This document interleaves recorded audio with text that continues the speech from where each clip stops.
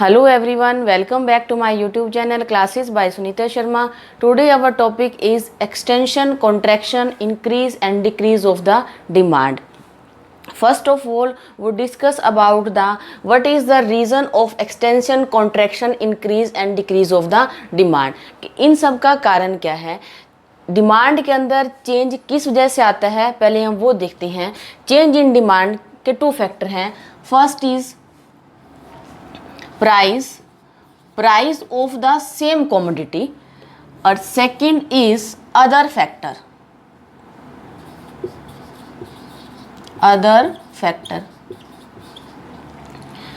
Price की वजह से जब भी चेंज आता है तो हम उसे क्या बोलेंगे, extension and contraction.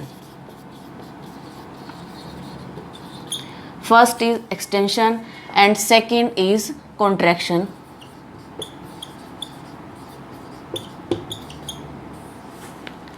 Other factor की वजह से जब भी चेंज आएगा तो हम उसे क्या बोलेंगे, increase in demand, second is decrease in demand. कि डिमांड के अंदर जो चेंज है वो दो वजह से आता है, या तो कमोडिटी के प्राइस की वजह से या फिर अदर फैक्टर की वजह से. Other factor means the income of the consumer, the price of the substitute goods, या यू कैन से कि एक्सपेक्टेशन और in the future etcetera. Price की वजह से जब भी चेंज आएगा तो हमारी डिमांड के अंदर या एक्सटेंशन होगा या कॉन्ट्रैक्शन होगा. एक्सटेंशन का मतलब क्या है, इंक्रीज इन डिमांड, कि डिमांड का एक्सटेंड होना यानी कि बढ़ना. कॉन्ट्रैक्शन मीन्स कि डिमांड का सिकुड़ना. यू कैन से कि decrease in the demand. Increase in demand same कि इन डिमांड का बढ़ना, डिक्रीज इन डिमांड कि डिमांड का कम होना. अब हमारे पास दो फैक्टर हैं. जब हम प्राइस की बात करेंगे तो हम अदर फैक्टर को कांस्टेंट मान के चलेंगे कि डिमांड के अंदर जो भी चेंज हो रहा है वो सिर्फ प्राइस की वजह से हो रहा है, अदर फैक्टर का कोई रोल नहीं है. और जब हम अदर फैक्टर की बात करेंगे तो हम प्राइस को कांस्टेंट मान के चलेंगे कि डिमांड के अंदर जो भी चेंज है वो सिर्फ अदर फैक्टर की वजह से है, प्राइस की वजह से नहीं है. तो सबसे पहले हम बात करते हैं एक्सटेंशन की. एक्सटेंशन का मतलब क्या है, हमने यहाँ कहा डिमांड का इंक्रीज होना. लॉ ऑफ डिमांड में हमने पढ़ा था कि जब प्राइस बढ़ती हैं तो डिमांड कम हो जाती है और प्राइस जब कम होती हैं तो डिमांड बढ़ जाती है. This is the law of demand. अब यहाँ पर भी सेम प्रोसेस है कि डिमांड बढ़ रही है. हमें पता है कि डिमांड कब बढ़ती है, जब प्राइस कम हो जाते हैं, price of the same commodity, कि प्राइस के कम होने से डिमांड बढ़ती है. तो same situation apply on the extension. कि यहाँ पे मैंने क्या लिखा है, P x, this is Q x, की प्राइस कम होंगे 5 to 1 और डिमांड बढ़ जाएगी 1 to 5. This is the extension of the demand. यहाँ हम देखते हैं कि प्राइस जो है 5 to 1 यानी कि कम हो गया और डिमांड जो है 1 to 5 यानी कि बढ़ गई है. तो इसे हम क्या बोलेंगे, extension of the demand. Contraction का मतलब क्या है कि डिमांड का कम होना. डिमांड कम कब होती है, जब हमारे पास प्राइस लॉ ऑफ डिमांड के अकॉर्डिंग प्राइस बढ़ जाती हैं. इसे भी मैं शेड्यूल से शो करती हूँ, P x and Q x 1 and 5. यहाँ पे क्या है, डिमांड कम होगी 5 to 1.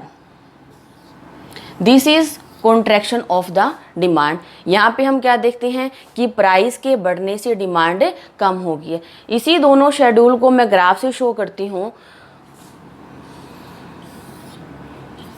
O axis and O Y. O Y पे मैंने प्राइस लिया है और एक्सिस पर क्वांटिटी. प्राइस क्या है, 1 2 3 4 5, 2 3 4 5 4 5. जब प्राइस 5 है तो क्वांटिटी डिमांडेड हमारी कितनी है, 1. और जो प्राइस कम होकर 1 हो गया है तो क्वांटिटी डिमांडेड इज अवर 5. तो this is our demand curve, D.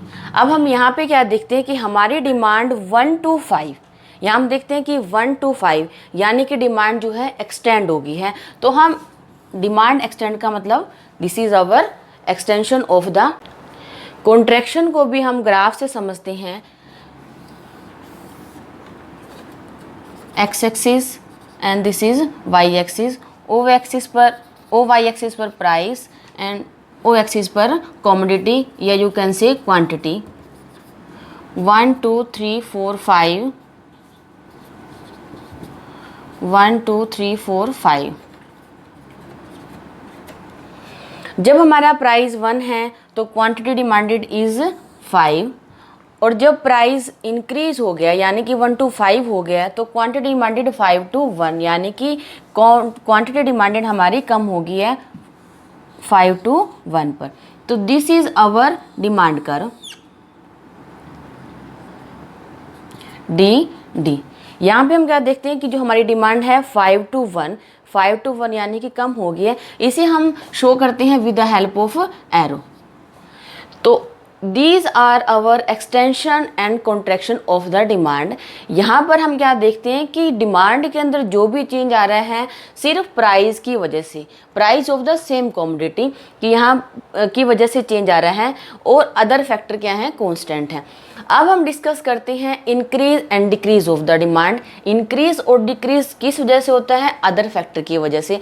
Other factor का मतलब क्या है, इनकम ऑफ द कंज्यूमर, कि जब कंज्यूमर की इनकम बढ़ती है तो प्राइस के कम या ज़्यादा होने को उस पर कोई फ़र्क नहीं पड़ता, या अगर उसे लगता है कि फ्यूचर में प्राइस बढ़ने वाले हैं या कम होने वाले हैं तब भी डिमांड चेंज हो जाती है। तो यहाँ पर क्या है, इंक्रीज इन डिमांड, कि प्राइस जो है कांस्टेंट रहेंगे और अदर फैक्टर की वजह से डिमांड इंक्रीज होगी।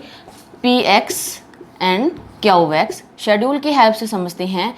P x is 10 and 10। यहाँ पर मैंने क्या कहा है कि प्राइस जो है कांस्टेंट है, सिर्फ क्वांटिटी डिमांड में चेंज की वजह से है, अदर फैक्टर की वजह से। तो हम यहाँ पे क्या देखते हैं कि डिमांड इंक्रीज हो रही है, प्राइस के कांस्टेंट होने से हमारी जो है डिमांड बढ़ती है। 10 प्राइस में पहले हमारी डिमांड क्या थी, 5, और अब कितनी है, 10। तो this is our increase in the demand, कि प्राइस जो है वो सेम है और डिमांड जो है वो बढ़ गई है। डिक्रीज इन द डिमांड का मतलब क्या है कि प्राइस जो है वो सेम रहेंगे और क्वांटिटी डिमांडेड कम हो जाएगी। 10 यहाँ पे क्या है, डिक्रीज इन द डिमांड है तो हम डिमांड को डिक्रीज होता हुआ दिखाएंगे। प्राइस के 10 से 10 पर क्वांटिटी डिमांडेड पहले 10 थी, लेकिन अब क्या हो गया है कि प्राइस के सेम रहने से हमारी जो डिमांड है वो कम होगी, यानी कि 5 हो गया। This is our increase of the demand and this is our decrease of the demand. यहाँ पर ये समझने वाली बात है कि ऐसा कब होता है, जब कंज्यूमर की इनकम बढ़ जाती है।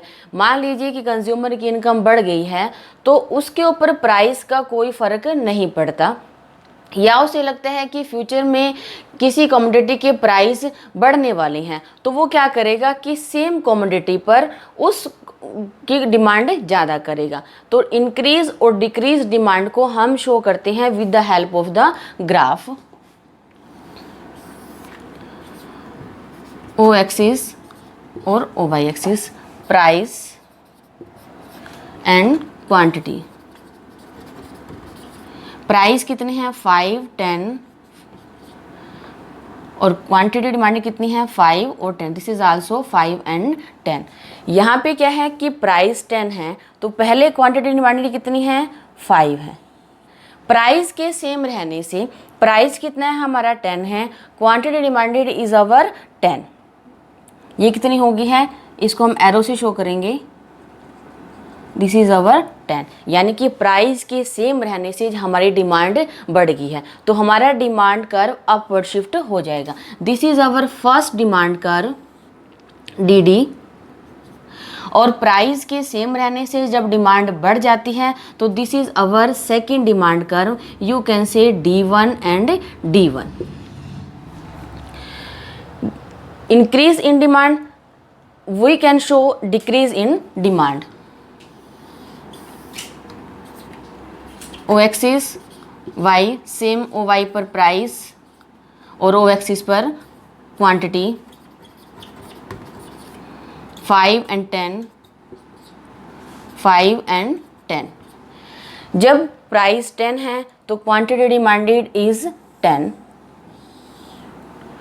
और जब प्राइस 10 है तो डिमांड कम होकर कितनी होगी है 5। तो this is our first demand curve D1 और सेम प्राइस पर जब हमारी क्वांटिटी डिमांडेड कम हो जाती है तो this is our second demand curve, यानी कि हमारा डिमांड कर्व जो है डाउनवर्ड शिफ्ट हो जाएगा, डाउनवर्ड, और ये क्या है अपवर्ड शिफ्ट होएगा। अब यहाँ पर हम क्या देखते हैं कि अगर आप इस ग्राफ को दोनों को ही ध्यान से देखेंगे तो यहाँ पर क्या है कि डिमांड कर्व देखने में दोनों ही सेम है, लेकिन सिर्फ चेंज क्या हो रही है मूवमेंट, कि यहाँ पर नीचे की तरफ और यहाँ पर ऊपर की तरफ। तो this is our movement of the demand curve. यहाँ पर क्या है कि हमारा डिमांड कर्व शिफ्ट हो रहा है अपवर्ड या डाउनवर्ड, तो this is our shifting of the demand curve. So I hope you understand the all theory of the extension, contraction, increase and decrease of the demand. If you like it, like, share and subscribe my channel. Thank you.